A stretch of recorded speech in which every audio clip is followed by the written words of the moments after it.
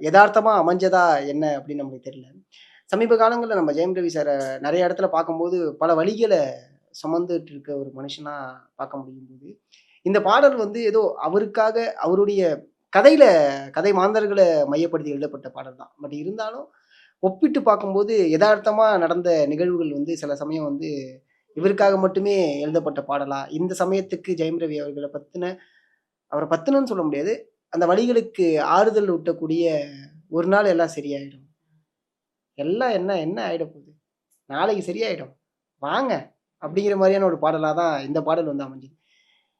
நான் ஏன் அந்த ஓலம்ங்கிற வார்த்தைய நான் ஏன் பயன்படுத்துறேன்னா, அந்த ஓப்பனிங்ல ராசாத்தி ராசான்னு அது இருக்கும்போது, ஒரு ஊர்ல ரொம்ப ஒரு ஊர்ல வந்து ஒரு காட்டுத்தீ எரியும்போது, ஒரு ஊர் ஓரமா இருக்கக்கூடிய ஒரு ரொம்ப வயசான பாட்டி வந்து, ஊரு எல்லாத்துக்கும் தெரியப்படுத்துறதுக்காக, "டேய் இங்க வாடா" அப்படின்னு ஒரு சவுண்ட் ஒண்ணு அப்படிதான் அந்த அந்த முதல் வார்த்தையே அமைஞ்சது.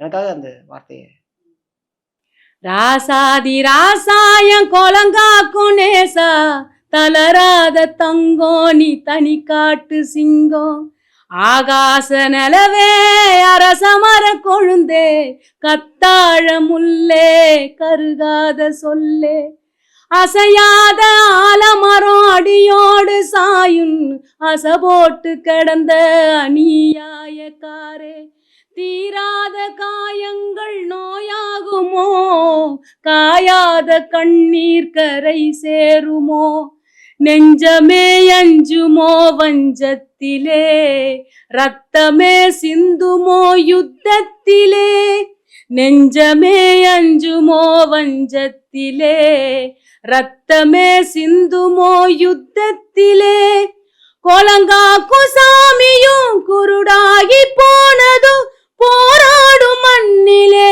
வாடாத மதியே